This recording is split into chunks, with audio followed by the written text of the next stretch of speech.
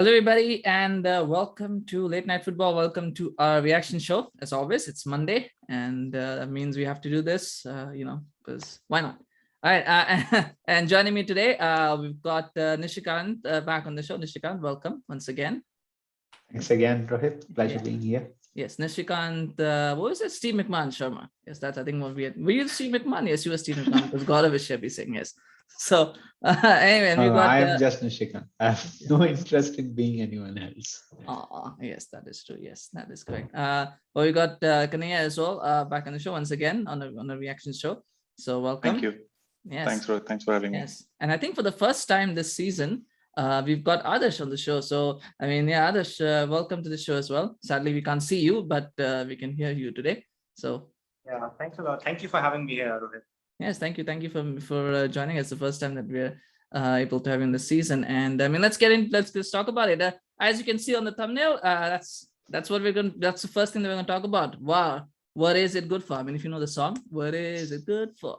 And well, of course, so war, then you make it war. Anyway, wordplay for those of you, and it does go. And I think, my opinion is that the next part of the lyrics is absolutely true. Absolutely nothing. But anyway, we will talk about VAR. Let's start with the refs. Let's start with that. So, I mean, we're not going to talk about individual decisions. We'll talk about them as we go game by game. But I mean, overall, let's start with you, Knayha, since I mean, that's something that's there.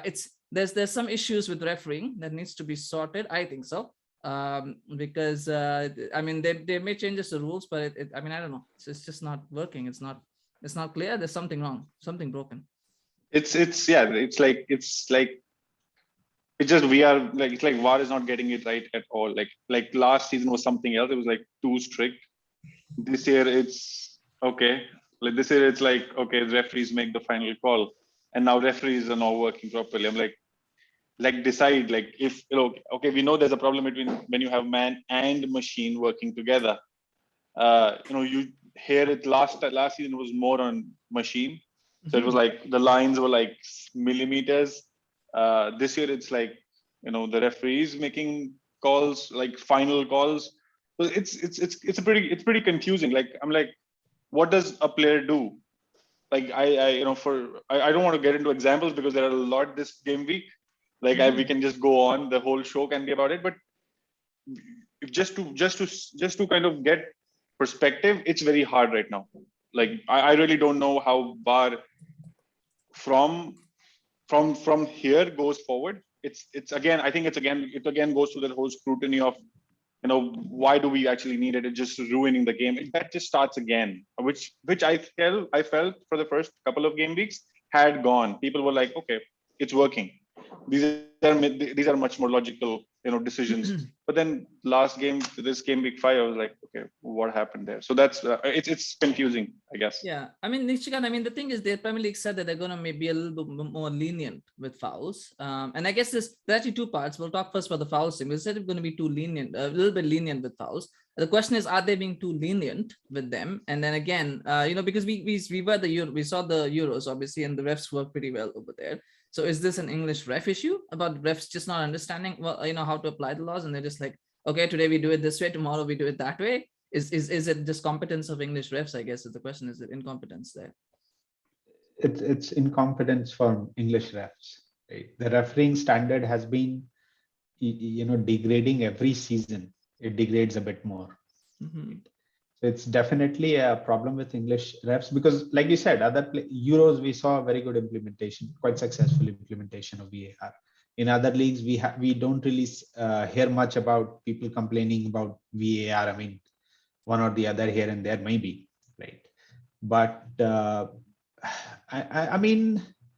think mostly this particular weekend, whatever games I saw, I think decisions mostly were. Couple of decisions were pretty bad, like in Leicester Brighton game, the offside calls that did 2 goals null and void for Brighton. I don't think that should have been really given offside. I think, but the United one I think was a penalty. Right? I think you might not agree. Which one? That was a penalty. The Shaw one or the Ronaldo? The Shaw one. Okay, well, Shaw won yeah. as well as Ronaldo. Let's yeah. Well, I mean, I don't want to get into Yeah. individual positions right now, but I think we'll ask about But that. yeah, so I- there is Man, inconsistency, right? Some you people have to remember which one. Sorry. How many penalties do you guys get? You have to actually remember no, which one one. they conceded, one they did not get. So they didn't get anything. Well, there was like 2 or 3 did not get. So yeah. This year, well, by the way, this year United have not got any penalties. That's just so you know. Yeah. So relax. I know. You have to, Relax. Don't worry. Yeah. You see, Adarsh doesn't mind VAR, and we all know why he doesn't mind VAR, because it Yes. actually helps City. Yeah. But anyway.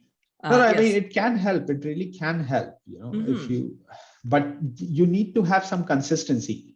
Most of these laws like handball, etc., it's like we will judge them in a better, we will include these things to judge them in a better. Why don't you draw a clear line? Make it black and white. If you want accuracy, make it black and white. But if you want to have a human element, you need to, leave that gray area, right? Yeah. But I think there should be some sort of training for English refs, because English refs are really bad. When was the last time England had a final referee in international or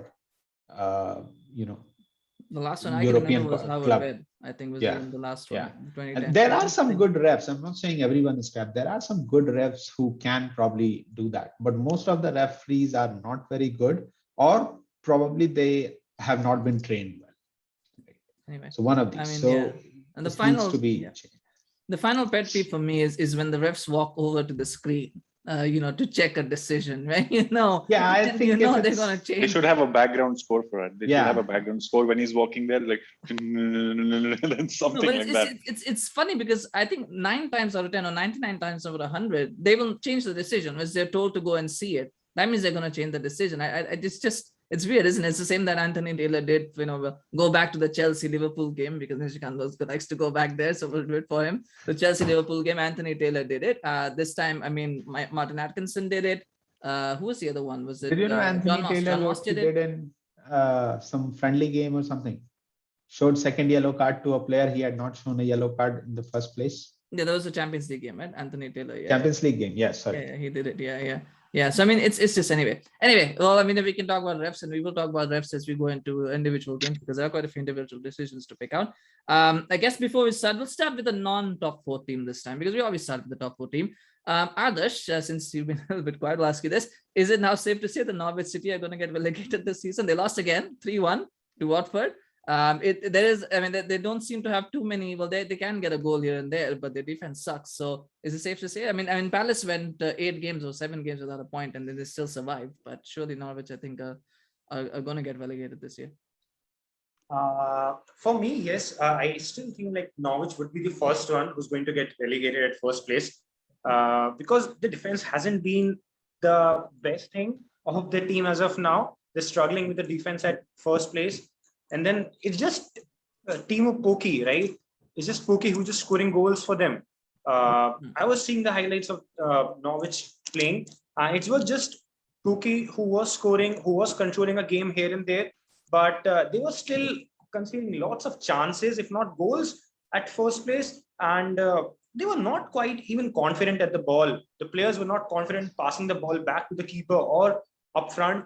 And that was the first thing. That is the first thing when you realize that team doesn't have the confidence. Manager hasn't done enough pep talk with the players. They do not know plan B, even if the ball doesn't go forward or backward at first place. So that is something what they're struggling with. And maybe a change of manager down the lane could help them save the relegation zone. But if they stick with the current manager, I don't think they're going to survive Premier League this season at all. Yeah, it's one of those things, isn't it, which they go up and then they come back down, and then they go up and then they come back down. So anyway, I don't know when Norwich are going to finish. I think it's going to be a tough fight, I think, for them to sort of survive this season. But we will watch there. I think because if you're not going to win at home against Watford, you are in trouble, no matter which team you are. Anyway, speaking of relegation troubles, we'll talk about Arsenal now. Because they were in relegation trouble for a little while, maybe for a minute or so, but they seem to be resurgent. Nishikant, it looks like Arteta has done some. It's 2 goals and 2 wins. It's what Spurs were doing, but 2 wins in a row. It looks like they're on a bit of a run now, maybe. So the only good thing in these two performances is that their defense has been economical, right? They have not conceded. They have shut up shop and they've managed to kind of hold on to things, right? But the counter argument is that they played like two very weak teams. Burnley, or who was Norwich, it that they Norwich, played? Norwich. Norwich and Burnley, Mhm. right? So very weak teams. But still, like some of the players have managed to stand out, like Ramsdale. He's been managing his box pretty well, something that Leno apparently wasn't very good at. So that certainly is going to help Arsenal. I think clean sheets will give them confidence. Probably once they bring these, once they solidify a structure, then they can build upon it. You need to have the initial structure. So that is what defense is. So they need to. So if they can continue to be economical, then they can build on it, and Arteta could make a turnaround. But right now, the game, like last game, was pretty even when I watched it. Right, same kind of chances and everything. It was an individual moment of brilliance from Odegaard. That's they could score a goal. Otherwise, it never looked like they will score many. So things still far away, but obviously they'll not go down in relegation. Like that's not gonna. They're too good for relegation. I was just joking around. Yeah, I know. Then so, but way far away and not a concern right now for teams like City, Chelsea, United. Yeah. Well, that's, I mean, because what was Brocker was the one who was saying that Arsenal's season will be good if they avoid relegation. Same with Knayha. So, I mean, I think that was a little bit harsh. But Knayha, talking of Arsenal, though, I mean, we talked about their summer signings and how many of them are sort of unremarkable. But it looks like Odegaard something, Tomiyasu is something. They have something. Ramsdale is obviously something. So they've got players who are something who could be something. I mean, I know it's hard for Arsenal fans sometimes, when we talk about some things and then they turn into nothings, but they've got players who could be something. That's exactly what we spoke about as well. The defense coming, both summer signings kind of starting, Ben White and Tomiyasu. That was a structure that they had to try them out as early as possible, given the games will come thick and fast for them now. So if Arteta needs to understand, as Nishikant as well said, a structure to kind of go ahead with. But the only point, the concerning point was there was no goal from play. Like they made a play, they were kind of cutting the defense through. It was individual brilliance again from a summer signing who they've been tracking for a long time. Now it is an advantage that you get these players, you get these players for such kind of brilliance. But then how long can you kind of how much can they sustain when they're playing much difficult or different sides as well? Burnley, okay, they were playing. They were basically looking for a draw. I think Burnley was basically looking for a draw, and that was their goal when going into the game. That was their best result. But then Odegaard scoring that goal just lifted it up. But then it's still those individual players that are making the difference. There is no team, like a mentality how to play and what to play around with. Again goes back to Arteta in my mind, because these are individual brilliance. These are not kind of the manager has nothing to do with a free kick. It's completely Odegaard's work. But then that's something which kind of catches my eye again, is like, how long do the sustain? Because it was not again a thumping win. Like if you start scoring, because they scored in the first half, I guess the first, and then they couldn't break again, because then Burnley were trying to attack more. The game did open up. So in my mind, that's a concern. But I'm happy that at least for the second game in a row, clean sheet, Ramsdale, again a new guy in for Leno, shaking things up in that lineup. Some spark is there, but then I don't know how long can they contain and sustain that. One thing I've learned over the years is that you never count Arsenal out, because the moment you do is when they play a Chelsea or a Man United and they end up winning that game, and then you just scratch your head and wonder what the hell. So I'm not going to count. That's just going in familiar territory. Right? I mean, if those things happen, what Arsenal's season is. Oh. They've always had players who could be something, be it Theo Walcott or Wilshere or Coquelin and all that. I know. But- You're just saying there's players who can be something. I feel like who could be something is Tomiyasu, the defender they got. Mhm.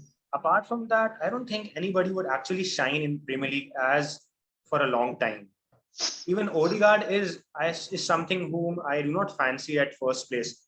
He is very, very one-dimensional player, I would say, because he just scored a free kick. That's it. Apart from that, I didn't see any charm or any fancy move or any good pass from his end. Keeping in mind the reputation after which he was brought in Arsenal, it didn't show just a single, like even for 5 minutes, he wasn't that impressive. So that is what like makes you question the whole ability or the whole transfer policy of Arsenal. They get players who have a good name, but when they play for Arsenal, they become just average once again. Yeah. So Have this if they debate with Alex collectively once. bring Sorry? out something good, So have this debate with Alex once. Odegaard. Well, if you know, you so if know. they collectively bring out something good, then yeah, it's a good thing for Arsenal. But if they don't, there would be another similar season for Arsenal once again. Yeah, I think goal scoring has been an issue for Arsenal for a while, so it's not something new. But anyway, something that we will have to hope and it improves over time. The good thing for Arsenal, and a bad thing as well, is that they won't be playing as many games, so they'll have more time to practice on the training ground. But it's hard to build momentum as well if you're not playing, a couple of games every week. Sometimes that helps in building momentum. But anyway, that is Arsenal, and I mean that 2 wins in a row though. People can you find things to complain, but and sometimes you just have to do the good with the bad as well. 6 months on the board definitely helps them. Speaking of that, speaking of pep talks, as Adarsh said, we'll talk about Pep Guardiola and Manchester City. Adarsh, first thing first, I was surprised Ferran Torres didn't start this game. Why did he not? It was an injury. Was there any concern? Why did he not start this game? Because I was just surprised. I thought he should have started this one. Yeah, it was a surprise for every one of us. Even the FPL guys would be surprised by that. But it was a small knock, which I read somewhere, but it wasn't concrete. So I cannot say it was the main reason why he benched him, or he was not even on bench at first place. So let's see if Pep actually decides to move forward without Ferran Torres or not. Because if he is available, he'll definitely start for us, because he is the only number 9 what we have right now, because Jesus is not the guy who is impressing Pep as a number 9 for obvious reasons. And I don't think he's injured, because he mentioned today in an interview in a list of injuries, and Torres wasn't in it. But most of your players are Gundogan, Stones. So most probably it's gonna be just a rotational Rodri. change from Yeah. Pep. Yeah. And yeah, we have. I mean, he was list of- complaining about having to play young players, like cribbing about it. Yeah, we'll have to play young players because we have so many injuries. Yeah, we got Damn it. 5 They have injuries. two teams, and he's cribbing about playing youngsters. No. If you look at the bench, in the Southampton's bench, you'll see like only 2 or 3 players were first quality players. Rest of them was just academy players. So many of the players are injured. Laporte, Rodri, Ferran was not even on bench for some reason, and Zinchenko was out. Like so many Zinchenko players is were out. injured. Yeah, but you don't Yeah, rate 5 Zinchenko players anyway, out. so you can't use him as an excuse because you don't like that. You don't rate Zinchenko much anyway, so you can't use that. Since I mean, they had many years I mean, he played, so I started liking Zinchenko. okay, but anyway, I mean, I guess he's Champions a League part of champion. that. I guess, yeah, I mean, ultimately the fact is that if you draw 0-0, then you've got to say that City didn't attack well, and I think that's something. We had like 0 shots on target, so that just depicts how badly we need a striker who can take shots. So we don't have it. Jesus is not a number 9 what we want to have it. But let's see if Pep decides to go in the market once again for the number 9 in January or not. And if he doesn't, hopefully we are going to bid for Haaland if nothing goes left or right. Let's see. 200, yes. Wow. Yeah, well, Haaland Wow. is there. But doesn't 150 Guardiola has a problem with Raiola? Yeah, but and Guardiola Raiola. is always said Hopefully that. we're gonna bid. I'm not saying hopefully we're gonna buy. I'm saying hopefully we're gonna bid. No, but it's okay because Guardiola anyways is upset with the fans, and apparently he said that he'll leave if the Yeah. fans want him to. So I mean, Yeah. I mean, he's just trying to get fired. That's all. He knows that he's not going to be able to. He's win like, the I'm done Champions with League. this. Okay, no. But let's stick to the game though. Okay, Nishikant, penalty for the penalty call for Southampton, was that a penalty or not, according to you? Did you see the incident? I should ask that. Yeah. I'm trying to. Yeah, I remember now. Yeah, I it was see like like Adam VAR it was an decision, Armstrong. man. He's stating like a VAR yeah. decision. It was an. I know I So- can play a video on this one. Otherwise, I don't know. I'm a bit torn. I mean, I would say no, not a pen. Okay. It was fine. Okay. Why do you? Well, I mean, you know what? I thought it was a penalty. I thought it was a clear penalty, as clear as it gets, because Walker doesn't win the ball, and he puts him down. And I mean, the thing No, I again think is, see, it's one of those things where once you give it, normally what happens with these kind of decisions, once you give it, the VAR doesn't overturn it. Usually, it's like, okay, fine, it's a decision. But this year, for some reason, they decided, you know what, we'll ask you to overturn it, or we'll tell you to have a look. And once you tell somebody to have a look, they always change their minds. But I mean, well, yeah, but I mean, you could also not change your mind, so that's still a fine. Yeah, but once they tell them, but I think it wasn't that, like, there will be some contact, right, always in the game. So No, that's I totally think that fine. was too less. I don't really see a proper clash there. No, I see. What I saw his leg go forward, right, and he doesn't get the ball. I mean, I understand it's a contact sport. There's got to be contact, but you still got to make contact with the ball. What I don't like oftentimes is when people get cards, yellow cards or red cards, because on the follow through they hit people like with their leg or whatever, and the person makes a big deal out of it.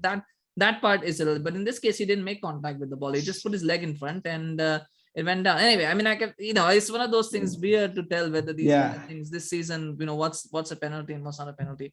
I think it's if they become consistent and kind of gives this kind of decision throughout, then I would be happy, because I think like No, we Others have you a were different saying? role this season because they already know they're getting sticks from everybody, from the fans, from the viewers, for the decisions they are making.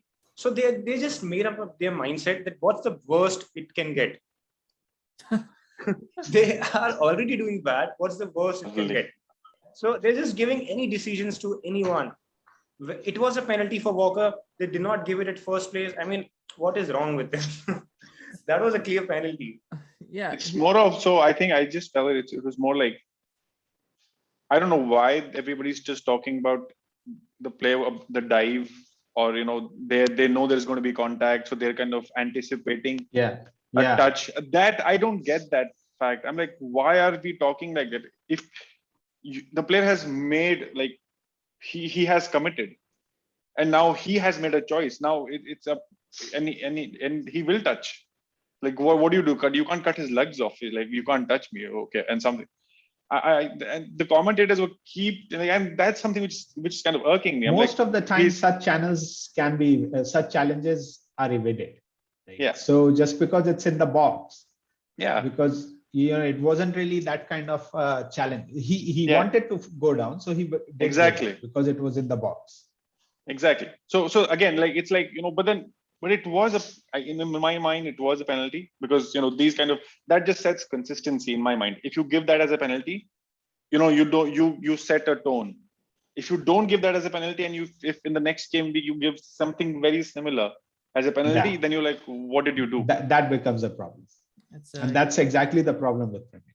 Yeah, exactly. The refs, it's a problem, isn't it, with things? But anyway, that's one of the controversial decisions that I thought. I made a joke. I will not make it here because it's a public forum. I do not want to be hounded by City fans, but or by City's owners. But anyway, but Southampton did good though. Yes, Southampton played really well. I mean, let's take a moment to talk about Southampton as well, because I mean, we made the prediction. Knayha said it'll be 2-0. I think Prakash said 4-0. I said 6-0. Nothing like that happened. I mean, the thing is, the reason why Pep didn't get a point wasn't because Southampton played well, actually. It's because he couldn't overcome our triple jinx. He can overcome one or two, he can overcome triple. But I mean, Southampton, the way they play, they got a point from Manchester United as well. They haven't won any games, but they don't look like they're going to get relegated just with the style that they play.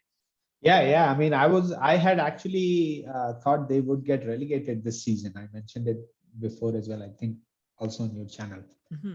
But so I had them in one of the bottom threes, to get relegated, but it doesn't look like they might survive. They might survive again, and that'll be a good thing. Yeah. But so long way to go. They did well against both United and City, right? So maybe it's just that new season high of trying to do well against bigger name, David versus Goliath situation. Let's see how they can carry this throughout the season, but start as well, right? For a team threatening in relegation last season, this was a good start. Yeah, they do press very well. That's what I'm very impressed with. Pressing is really good for a team of that nature. Others maybe Hasenhüttl is finally finding his feet. Yeah, I think that's important. Others final comment though, I think Fernandinho. I know he's I think this is probably again his last season. We don't know. It's supposed to be last season, but is age starting to show in his performances? He didn't have a good game against Southampton, but it's not a really bad game. He actually made us feel that we were actually missing Rodri at first place, because Rodri isn't the guy whom we City fans trust against big teams. But this season, how Fernandinho started this first game of his wasn't quite surprising, not according to his standards. And yes, age is now showing up. His 36-year-old age is showing up now. And hopefully we're going to jump into the market for another defensive midfielder who can give competition to Rodri as Fernandinho was giving until last season, literally. So let's see how things unfold for City, because there are a couple of positions, striker, defensive midfielder after Fernandinho goes off, and the left back position once again once Mendy is out or in for a longer period of time. So let's see how things unfold. Yeah, so Adarsh, if Pep Guardiola could actually tactically make a team defend well, rather than having bought so many defenders, you guys probably might have spent on a midfielder or a striker. I know, but it's others is no, but others is they go, I want this, I want this. Yes, exactly. He just comes up with that grocery list. I know, there's a credit card. You have so much of money, right? Oh my God, I know, but it's just for investments. But I mean, that's the thing though. When you think about it, if you sign Haaland, that's a 200 million investment. You're talking about a defensive midfielder. That's probably 300 million investment. It's an investment. Yeah, but I mean, with 200 million, you're probably going to look at about. If you buy someone for 200 million, it's highly unlikely you'll sell for more. It gets very unlikely. Still, yeah. I mean, well, the actual price will only be 70 million. Give 160 million for Kane. Yeah. So adding 40 more million will get you Haaland. Then buy him. Yeah. I don't think next season he'll cost anything more than 70 million, like Rohit said, because of the clause. But the package, but his salaries will go up to apparently Raiola this season 20 million. He asked for 500,000 per week salary. That will be. I don't care. Get him to City. I know. Well, why would you don't have to pay? Yeah. Okay. Yes, it's all about the. Yes, the oil prices are rising as well. Anyway, so there's always money. There's always money somewhere to find. Must be on the back of the couch or something. There might be an extra 100-200 million lying somewhere. That we don't know about. But anyway, no. But I mean, it's just funny to me the way others just think. We need this. We need this. Absolutely. We need this. Like typical City fan, I would say. Typical City. Okay. Let's like the amazing manager they have. He wants to play young guns right now. Yeah, young guns. Well, I'm sure. Yeah. Well, young guns. Yes. Well, I mean, to be fair, City do have. I don't know. Does Cole Palmer play as a central? I know he's a midfielder. There's a defensive midfielder, or is he more of an attacking midfielder? Because I've heard a lot of good things about Cole Palmer. From Palmer is more of a box to box. He's not proper defensive. More of a Gundogan type player. Okay, yeah. So then, I guess then you do need. Maybe you do need City. I mean, City do have a very good academy apparently. But United do all the shopping alone, right? Sorry. Can we? We can't let United do all the shopping alone, can we? Oh, United don't. Well, I mean, I wish United could do shopping, but I mean, they don't. Well, yeah. I don't know. Anyway, let's move on. Let's move on. We're kind of getting off track, and we got a lot of things to cover as well. All right. You know what? Kevin Peterson said, hand the title to Chelsea. But I tell you what, there is a team in red that is not going to give it up so easy. I'm not talking about Man United. I'm talking about Liverpool. It started as a bit of an inkling, but I think that as each week goes by, they're proving that they could be title challengers. I think they're looking again. I think they look back to the way they were in 2019, 2020 in some ways. They do, but then as long as Salah is scoring, that's not a concern for Klopp. Klopp will be happy. If the moment Salah goes through a dry patch, which he does generally while kind of in the season, that's when the issues will start rising, because I feel they have to be the first one in the market to pick somebody up. Otherwise, they're losing. They're losing it. They are title contenders. There's no doubt in that. And also the last minute changes in the defense and so on, and still able to kind of hold off. That was, I think, impressive, no doubt. Naby Keita getting a goal, like where did that come from? I think even he was wondering where that came from, but exactly. But then, but I think it does feel like they have, like Klopp. I think for also the last season, they've kind of had that kind of a awakening, which like, okay, we have been brilliant, we have been better than that. Okay, last season was completely middle with different injuries and so on. But then they were like, we have to pick it up from the start itself. It's not like we kind of lose track and then come back again and then we are contenders, or then we just like holding off top four and so on. So I think that just, and also the way Klopp is kind of, he has limited options in that midfield now. With Elliott in my mind going off, he has to kind of play around. He has to also watch a number of games, everybody. So there'll be a lot of questions around how does he rotate them as well. Jordan Henderson can't be his Superman every time. So he has to kind of play around with a limited bunch of players as well. But then I think till Salah is kind of on this form and he is scoring, they are title contenders. Only thing that in my mind is like when the Champions League kind of kicks into the next gear, when the Europe competitions become much more difficult for them, how does this play? Yeah, when people talk about squad, the fact is you only have to have another 6 weeks. Klopp is going to throw the League Cup and the FA Cup eventually. He doesn't care much about those competitions anyway.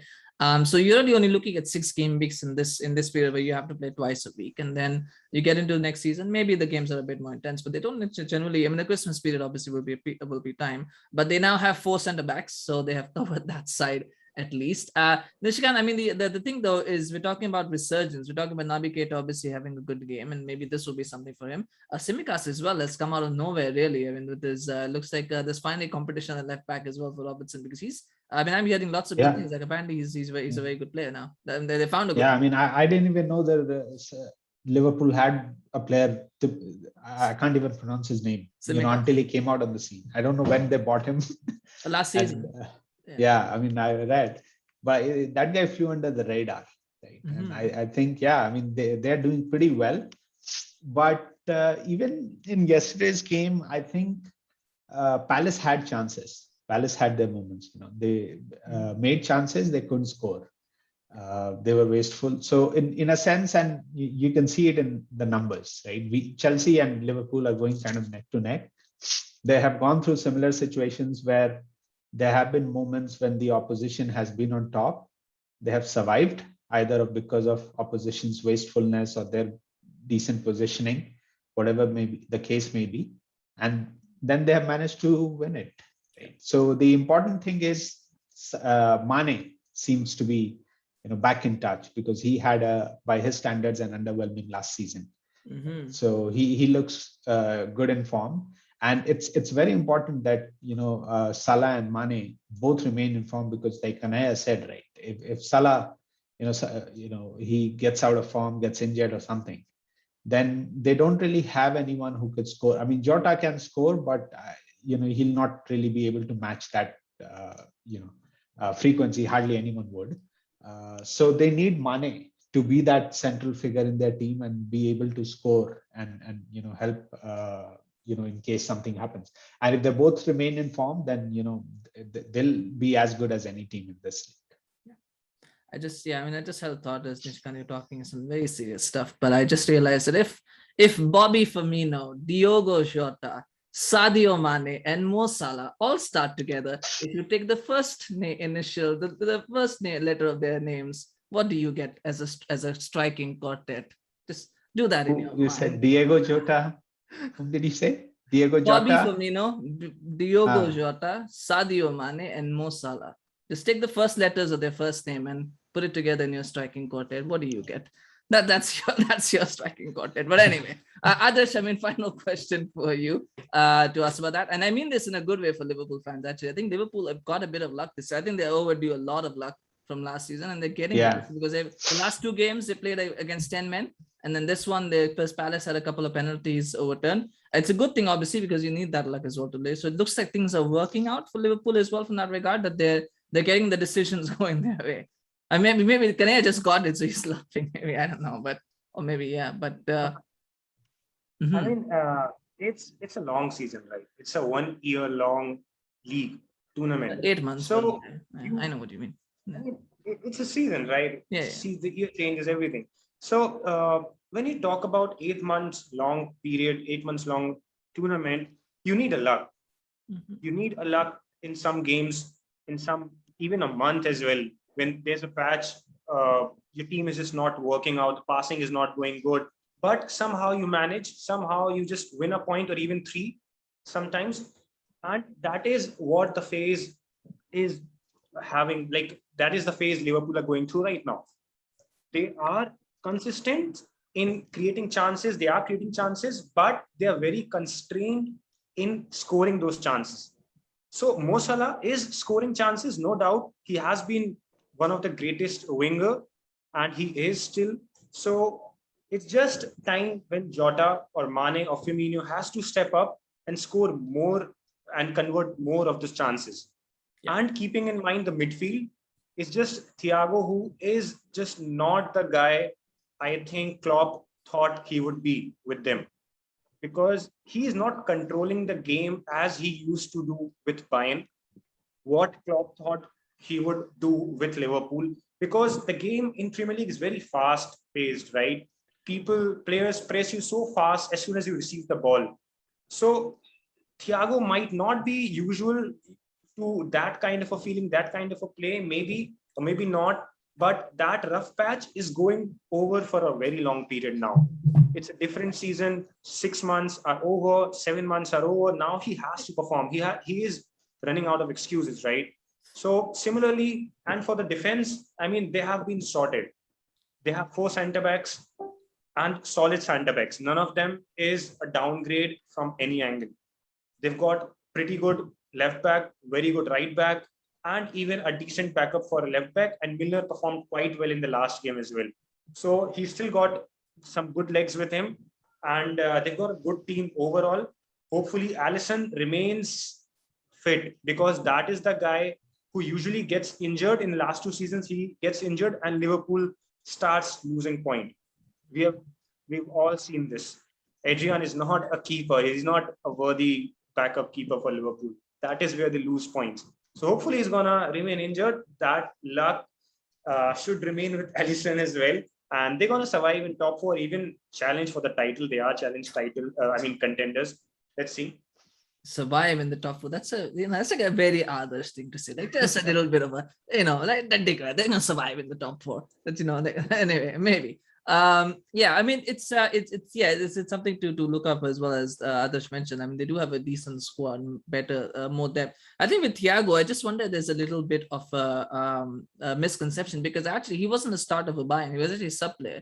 He only started because Pavard was injured during that Champions League run, and so Kimmich had to play at right back, and that's why he played. Otherwise, he was already a sub player actually for Bayern. But anyway, we'll move on, because I mean there's a few more games to think about.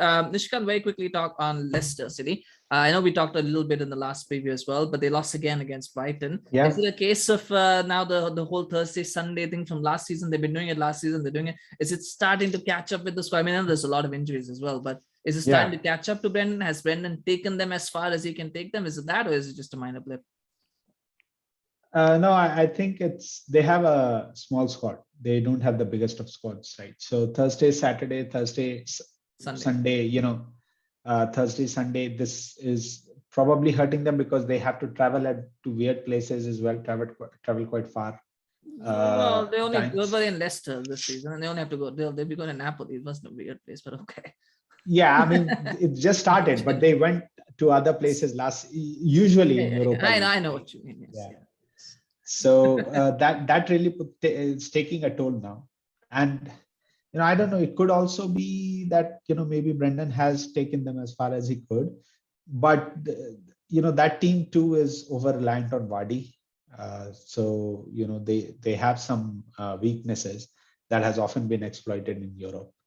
Right. So I mean, no, I don't think, like, we can rule them out just yet. I don't think this time there'll be top 4 challenges. Like I don't really see them troubling others too much. Right? But absolutely, I think. Sorry? I also feel that I also just feel that there are a lot of players that are underperforming right now. Like you don't see Maddison right now playing. Like there's no talk of I don't know if was he looking for a switch to Arsenal that bad that he stopped performing for Leicester. There's too much pressure on Tielemans. There's already talk about him him being hot property next transfer window January. Like what are these players thinking right now? Maybe they're trying to move. He's not signing the contract yet. Yep, exactly. But they were unlucky as well in the last game, though. That has to be called. I think the 2 offside calls, that went against them. They were unlucky as well. But yeah, I mean, there seems to be some discontent among players. I think people are talking about leaving and they being over reliant on one player. Right. I think I mean when you miss out once on top 4, like the way they did against the couple of twice, games, that you can take that, right? And then second time to lose in the cruel way, because if they had won that game, they would have qualified for top 4. Really, I mean, it really was about them losing rather than because Chelsea did their part and lost the game. So all they had to do was win. So sometimes when you lose in 2 cruel ways, I think mentally it affects as well. But I do make the point that I think this season is not about Vardy. It's actually Harvey Barnes, who has really stepped up and really doing well for them this season. And so I think they're kind of starting to move past Vardy towards but again, it's still a one-man team. It's still Barnes who's really lifting them a lot over the others. But anyway, and they did of course give up a 2-0 lead against Napoli in the Europa League as well, so that might factor as well. But anyway, we'll keep an eye on Leicester. I think another one to keep an eye on is Brighton. We're not going to talk about them, but Brighton is this dark horses for that European spot. Keep an eye on them. They might just sneak into 6 to 7 this season, something to look at. But anyway, surprise of the season.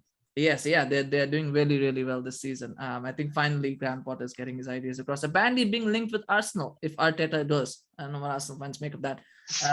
But anyway, talk about the other one, the other two Sunday games. Manchester United against West Ham. I mean, there's decisions to talk about, Knayha, but I mean, the one thing that I noted that, and I'll talk about this from a West Ham perspective. If Michael Antonio played that game, how different would the result be for West Ham? Just very different, very different. West Ham would have they would have won that game, in my mind. If Antonio, that's the presence that he has. They were lagging. If you see the goal as well, it was more of it was a deflection, obviously, but then it was not like it was intended for a goal. They were playing really well. They were like cracking. They were breaking up the whole. Of course, our amazing midfield that we have, the center midfields that we have. Walking around like they were playing kids in the park or something. But Antonio was a big miss. I think that's what I felt. I felt that United were extremely lucky that Antonio was out for this game. Otherwise, it would have been a very different result altogether. It was more of a United was catching up the entire game. They were just playing catch up. But for United, the fact that De Gea is coming back in form is probably just as important as CR7. But then it's just one penalty. Okay. He did good. He did really well. Last minute, a lot of pressure. He scored. He saves the penalty, and Noble. But then there's a lot of if you just think about that decision, getting Noble for the last kick, like you have Ben Rama who just scored. He is okay. He doesn't take penalties, but then he was subbed off. Ben Rama was. But then Noble just coming to the last kick, that I just didn't feel that there could be anyone else taking that penalty. But that's the problem with De Gea. That's the problem, that he does one thing amazing in the whole season. Possibly, would you say De Gea doesn't deserve to start right now, given the way he has been playing in last years? I think he does, but I want Ole to kind of back Henderson a little, to kind of push him as well. That's what I would want to see. I would. It's a curious case of this one, because I think he's not even been on the bench. I mean, I know he was on the bench, and so there's an injury issue. Clearly, there's an injury. When he comes back, is he going to be able to be at the level? I think Henderson's career United is done at this point. I think this was the time, and I think now that De Gea has done well, I don't see Henderson coming back in as a first choice. At least. I think his career is done. United, but unless De Gea has like a howler the next 2-3 games, and suddenly you get. But I think with the form that he is in, and let's hope that doesn't happen, obviously. But I think Henderson's career might be done at this point. But anyway, we'll keep an eye on that. I mean, Nishikant, Knayha touched on the midfield, and obviously You're not privy to United, but I mean, United fans don't see it. But do you see something in Fred? I mean, I think Scott McTominay actually had a decent game for someone who was playing pretty much his second game of the season. I think he was pretty good and he did what he had to do. But Fred, do you see something in him that we don't see, that maybe Ollie sees? Because what does he see in him that the reason that he starts every game? Yeah, I mean, I don't know. Maybe he thinks that his physicality is better, because I really don't see him being very good tactically for a Brazilian, right? So I don't know if it's physical, because or he must just hate Van de Beek. You know, it has to be something around that. But then again, even McTominay, you know, is not that great, to be honest. He will have those games, right? You know, so he'll be very good, and people will go that, you know, that United blood and whatnot. But then he will not be really good. You know, he'll have you know, most of the time he'll make costly mistakes. But then again, Fred is definitely he's, you know, a disgrace for a Brazilian. That's the kind of player he is. So wow, you know, I don't know. Maybe harsh. maybe Ole, you know, has a good relationship, or maybe, you know, maybe Ole knows that he's not at this level and he's asking him to do things step by steps, and he's seen that happen in training, and so probably he continues to stick with him. I don't really. Or maybe he feels Fred is United's Kante. I think the thing with Fred is, you ask him to run around, he does that very well. You ask him to win the ball back most of the time. That's why I said physicality is. But something it's not. It's not physicality, because he gets barged or challenges very easy. Like he can't win tackles and all that. I mean, that's the intensity, or just to kind of keep at it. Yeah. You know, he'll lose the ball, but he'll still run away and run, you know, to get the ball. He might not be strong. And definitely he doesn't have good technique to, you know, dispossess people. He can run he can run. Basically, that's lesser version of Ramirez. Oh, okay. Yeah. Cool. I can always find an example in one of the other places. But he just runs a lot. Should be the only reason he should be selected. Sorry. Do you think work rate should be the only reason he should be playing in the first team? I don't think he should be starting at all. Like I don't see what he offers, because most of the time that people talk about him running around, he's running up because he's lost the ball on his own. Who's going to play a defensive midfielder role? But they don't have anyone. That's the problem. They don't have anyone. I mean, play McTominay and he'll do well. He's not defensive. Like, he has to go forward. Yeah, but that's the problem. We don't have anyone else. That's the problem. Fred is the closest thing we have to a CDM. Literally, Fred is the closest. And plus, his work rate is good. That is the only reason. You guys might want to just put Matic, go deeper, don't run around, right? Just sit there and clear up things. But then he just pushes the game back. Then it just causes much more. The thing with Matic is he can't play 90 minutes anymore. He can't do it. You can ask him to play 30 minutes, he'll probably do it. But so probably Fred would do more damage, like less damage in 60 minutes. You guys shouldn't have sold Fellaini, man. You miss him, right? Well, Fellaini wasn't really a CDM either, to be honest. Yeah. I don't think he liked playing as a CDM either. It's such a very special. You guys had a perfect NBA team. Come on.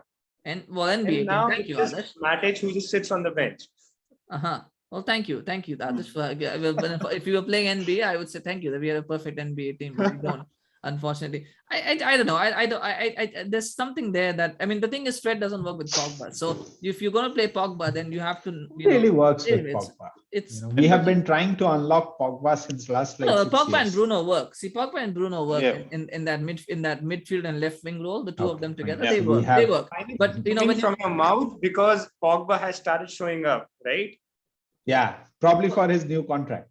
Why don't you contract Ronaldo? But he did have 2 average games. I don't think he was very good against young boys, so they're playing with 10 men, so I kind of excuse that. I don't think he was necessarily very good yesterday either. So you know, maybe you know, you don't know with Pogba what you get, so you kind of go like that. But it's okay. I think at the moment we have a decent team where we can sort of carry passengers in that attack, but the midfield requires a little bit of attention. Anyway, speaking of that, Adarsh, you know, should I ask you this question? Because I was actually going to ask you about Ronaldo. But you know what? I will ask you this question, because what I have noticed with Ronaldo is Ronaldo has been very good, but salt on wounds. No. But the worry about Ronaldo, which I think a lot of people had, is Mason Greenwood. I just felt then this was the first time where I thought Mason Greenwood was kind of pushed to the periphery. Like it looks like he was there, and I know it's a controversial question to ask, and that's only one game. but for me, it just felt like this was, it was kind of like Greenwood is kind of being the supplier to Ronaldo rather than to playing his own game. And I just wonder, it's only one game, maybe things will change, but I just wonder if that is a concern, is that a valid concern that United fans should have? I know Adarsh is the wrong person to ask that question to, but I'll ask him that anyway. Ronaldo is a kind of a guy who will deliver, right? He just needs to be in the box. You put in the delivery and he will deliver the goal to you. He'll score like 60-70% of the times he receives the ball. So that is a very good percentage overall if you look from a striker's point of view. He, at the age of 36, 37, you can't expect a player to run around and create chances, especially when you're not a playmaker, right? You're not Messi who can just create the game from behind or in the midfield. He is a striker. He is an attacking player. So he's going to remain in the box. That's where he is a beast. His movements, his footwork, his aerial ability. I mean, you can't name a second guy in Premier League who can match that. Lukaku, I don't think so. He would be the closest one, but not similar level. His presence won't be as same as Ronaldo, right? Wow. I agree to that. If Ronaldo is in your team, he plays. Teenagers would give their leg to play with Ronaldo. So Mason Greenwood is lucky that he gets. You just can't mark him, right? He'll be either behind you, and the next second he'll be in front of you and score a goal. Yeah, I don't think it's a matter of them not playing. I think Ronaldo has to start. He does 4 goals. I just wonder that the way, because Bruno and Pogba is better than Martial and Rashford combined. He's gonna start, bro. So you start 1-0 up when you have Ronaldo. Yeah, Adarsh, I will throw you this bone and say that Jesus is better than Martial. So you know what? That's really a low bar to suggest. But coming back to your question of Greenwood, I mean, this was his season where he could actually shine. And Ronaldo stealing all the limelight, or maybe he deserves all the limelight. You can say anything which suits you. But Greenwood is playing on the right wing, right? Sancho playing on the right, which I don't think Sancho is great on the left wing. But again, Greenwood needs to start because he has shown that hunger. He has shown that capability, what he can do in front of goals. He can create as well. Not only score, but create. And he's been doing so for Ronaldo or even for Bruno or Pogba, creating chances, if not goals. Yeah, so Greenwood will start. What he's been doing, that is what like Ole expects, or even fans expect Sancho to do from the right wing once there is a right time, once he settles in with a time, maybe after a year or so.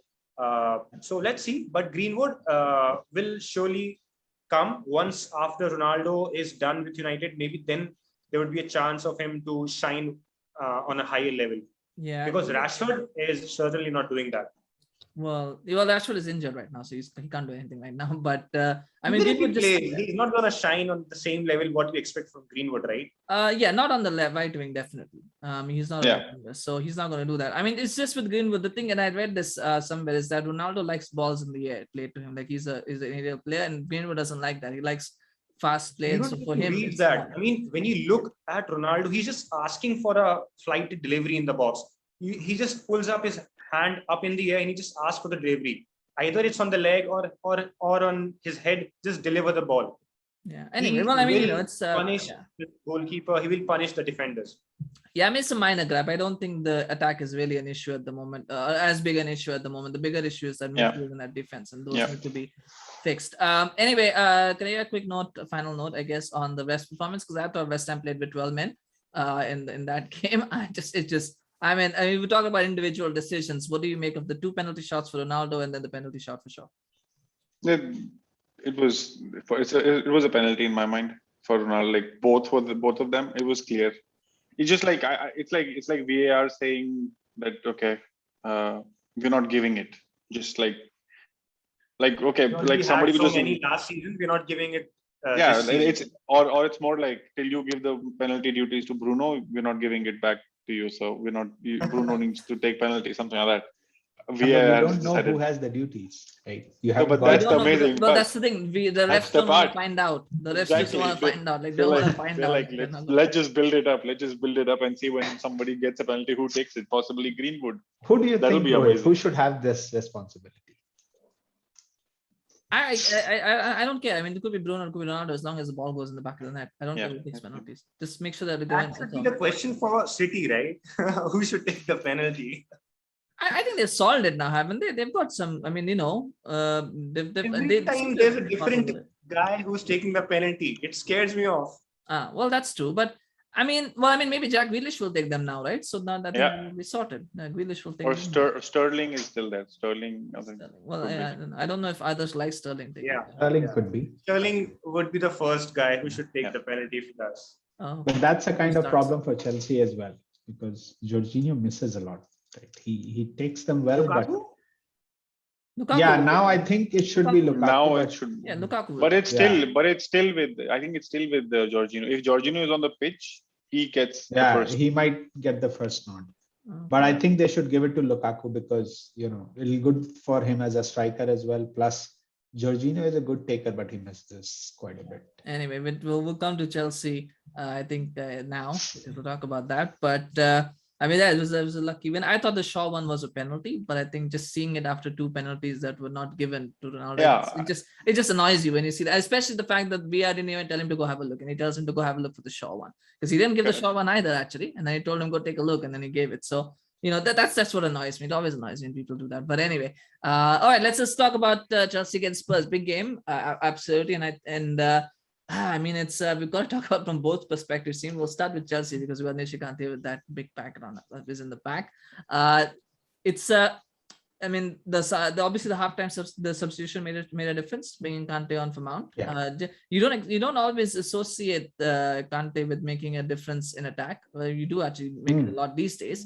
You weren't making it before. I think that's a transformation, and Kante is now these impacting games not just at the back but in the front as well. Yeah, but I think it started under Sarri, this transformation, right? So, and Tuchel has managed to really find a way to use these 3 properly, which Sarri, I think, tried but did not succeed. So that's there. But yeah, that was a very key decision. And again, Tuchel showed to the team that he's not afraid to take anyone, right? Mason Mount was practically untouchable last season. He has played quite a few games this season as well, but to take him off at half time is kind of a symbolic gesture to everyone else. It's a message. Was it not a niggle? Was it not a niggle? Like because I was hearing there was something that he felt. Yeah, it's one of those when your pride gets injured. It was an injury. Yeah. No, I mean Tuchel himself said why he got Kante. So he said clearly that we were lacking intensity and 50-50 challenges we were losing. So he needed someone, and Kante was so it was a tactical change. Mount is fit. It's one of those things when you play in school and the coach tells you you're told to come off, then you start pretending that you got an injury to make everybody feel, you know what, I'm injured actually, so that's why I'm coming out. That's why I didn't play well today. Anyway, but I think it was good from Chelsea's point of view. It's an important win, obviously, in 3-0. Adarsh, is the honeymoon phase over for Spurs? I mean, they had 3 wins in a row. Now they've not won any of their last 3 games. Is the honeymoon period over, or is it again just a blip? That's just typical Spurs, right? They play good for a good patch of time and then they go downhill, and that downhill period just goes for the same amount of time what the good patch actually started or ended. So I mean, the honeymoon phase is over. You can say that. It's Nuno's job now to handle the pressure, the better players from Wolves, of course. So it would be Board's pressure as well.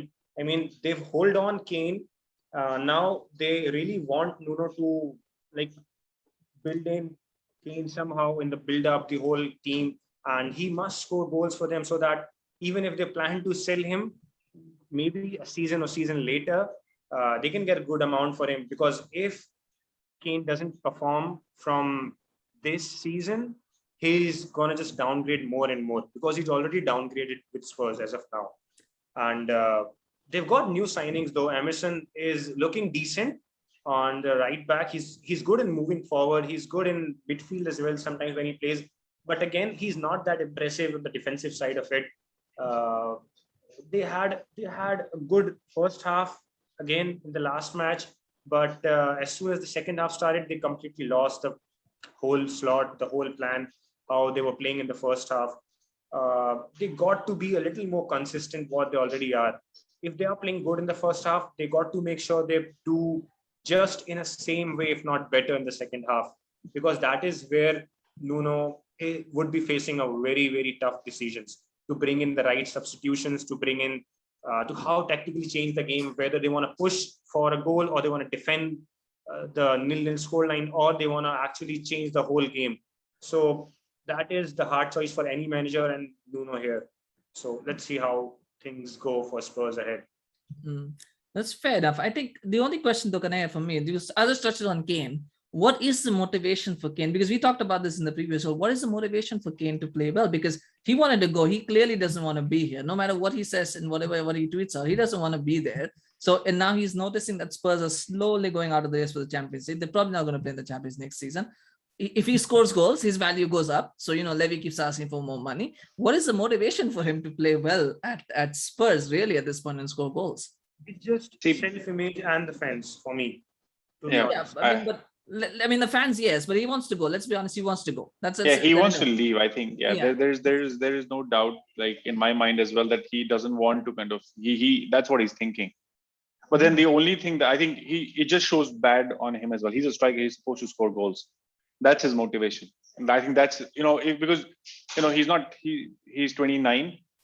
He's still playing in the best league possible, and he's playing for somebody that he's actually pretty, it's not a decent squad right now, but it's pretty good. They can get better. So that's it. You mute. Okay. Okay. So basically was in my mind, what he has to play for is himself. It's not he's not playing for Spurs anymore. No, yeah, but I mean, no, that's a good point. He's playing for himself, for pride. That's all great. But then again, and maybe Nishikant, you can jump into this as well, because we talked about how Kane might look at Lukaku and think, oh my God, that could have been me. Maybe not at Chelsea, but at some other club, I could be doing that. The thing is, if he scores goals, his value goes up, right? And then Levy doesn't sell him. So if he doesn't play well, in a very weird, twisted sort of way, he makes it clear that I want to go. I don't want to stay. He doesn't care about Levy anymore in my mind. Yeah, he's so like, he can always officially hand in a transfer request. Yeah, and that would bring his value down, right? Yeah. If it goes too high. But I agree with what Knayha said. Like, if he doesn't play well, he's only bringing his stock down.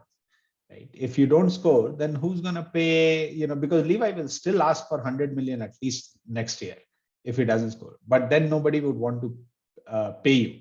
Yeah. Right. And if it turns out that, maybe he wasn't motivated, then that reflects badly on your professionalism. Right? Yeah. So either way, it's a loss for you if you do not play well. Right? Yeah. I mean, I guess it's clear he doesn't want to stay at Spurs. And why would you? Not should you? Right? So that's a little bit harsh, but okay.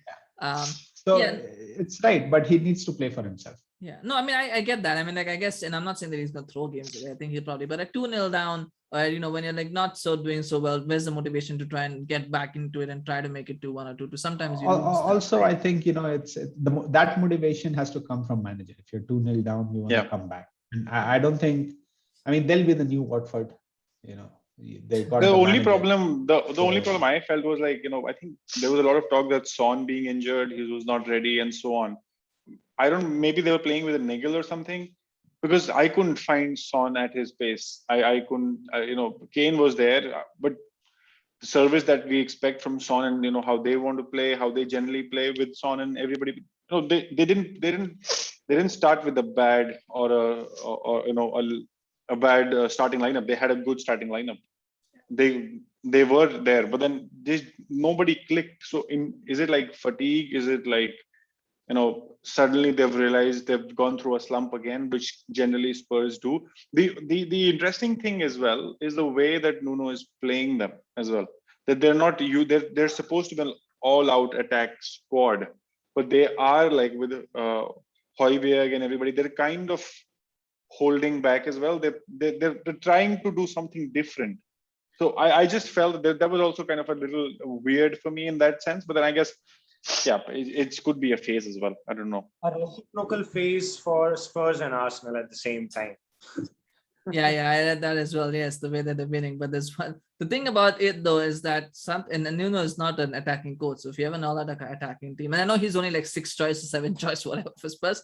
But yeah, that's not a squad that Nuno is not attacking football, and there's no way that ship. I think that ship has sailed anyway. I think Mourinho wasn't that, and I don't think Nuno is that either. But Yeah, but Mourinho wouldn't lose 3-0 either. How often well, would you see Mourinho losing 3-0? yeah, Back to back. I don't see that possible. Yeah. He will kind of park the bus, or he'll do something. He will. He might get you a point. If Spurs had the, if we played Spurs and Mourinho had been the coach after the first half, the moment he would see that Chelsea have started pressing, he'll tell them park the bus, and he'll shut up shop. But that's not the. I think maybe Nuno is not really that. He's a Spurs level coach. I would say he's not a Spurs level coach, but he's not a coach to take them into top 4 like Pochettino did. To be fair, I mean, Mourinho did lose 3-0 to Spurs when he was manager of Manchester United. So it's not that he can't do it. He can. It just depends on which season he's playing them. Yeah, it's not that often. Yeah. Anyway, everybody loses. All right. I mean, we'll wrap it up here because I think we've gone quite a bit over time. So we'll just wrap it up quickly. One final question for each of you. Player of the weekend. We'll do that. We'll start with you, Adarsh. Who's your player of the weekend and why? If you want to give a sentence or two. For me, it's gotta be Ronaldo for his consistency and his the presence overall. So for me, it's gotta be Ronaldo. One and only. Oh, thank you, Adarsh. That's the way you just say. It's like, yeah, it's like, didn't expect that one. Nishikant, who's your player of the weekend? Thiago Silva for me. Is he better than Ruben Diaz? Oh, miles better than Ruben Diaz. I mean, that's not even, that shouldn't be even a debate. This is a 37-year-old guy who did not make any foul last game, no ball losses.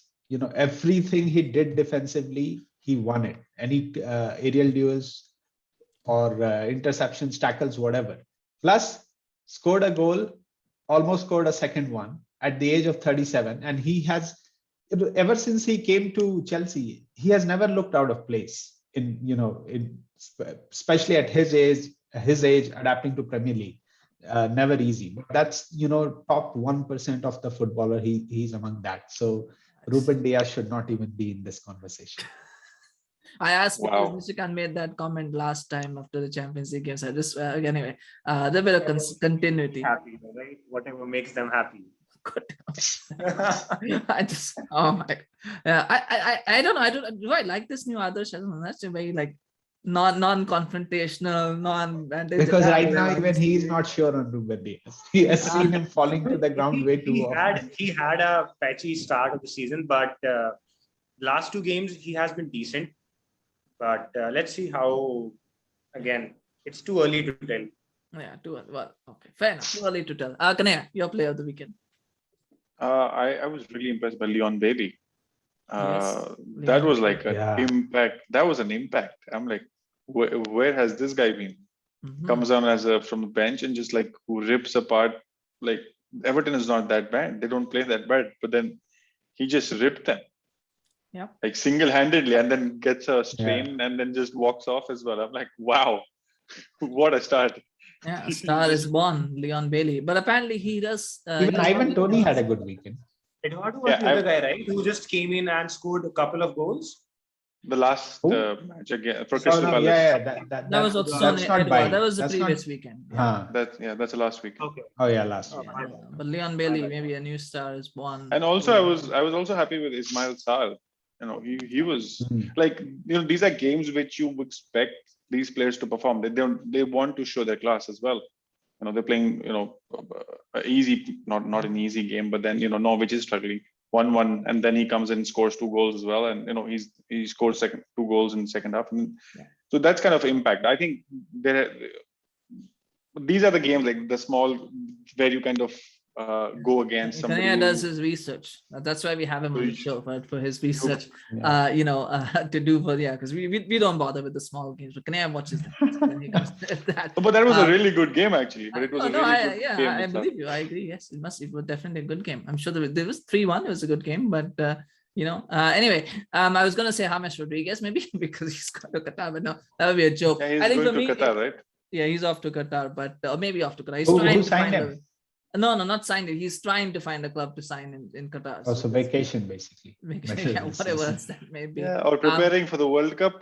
Maybe. Yeah, preparing for the World Cup, yes, Yeah. acclimatization. But I think for me, it will be Jesse Lingard. I think, you mentioned Oh, him. Lingard as well. You've got Jesse Lingard. The goal was great, but really the fact that, he had such a bad game against, well, not a bad, but a bad moment against Young Boys. And we all piled on him. I did too. We all did. But, he responded well. And I think credit to him for that great goal, for the way he responded. It's something to talk about, to celebrate, something to be, to admire, I guess. And it's good that he showed that character. The sad part, of course, from that now is that he'll probably be handed a new contract, which I don't know Exactly. but that there's always, every bright cloud, every silver cloud has a dark lining, make the take it the other way. Anyway, there's a conversation for another day about Lingard's future hold. But for this weekend, he's my pick for player of the weekend, just for the character that he showed in scoring that goal and coming back from a horrible moment. So anyway, thank you so much, Nishikant. Thank you so much, Knayha, and thank you so much, Adarsh, for joining me today. Really appreciate all your insights, all your comments, all those snide remarks, everything that you've done, that you bring to this show. We always enjoy it. I always enjoy it. So thank you so much for joining. We will, of course, be back. We won't be doing the Carabao Cup games because they suck, unless there's a big result that we have to talk about. But otherwise, we probably won't be doing that. But we'll probably be back with the preview show for next weekend. So do watch out for that. But until then, if you did enjoy this video, please do remember to like, share, and subscribe. And also mention in the comment section what you thought of the games and what do you think needs to change for some of the clubs or needs to improve upon. So let us know what you think. And of course, we'll see you again very, very soon. Have a good day or night. Bye-bye.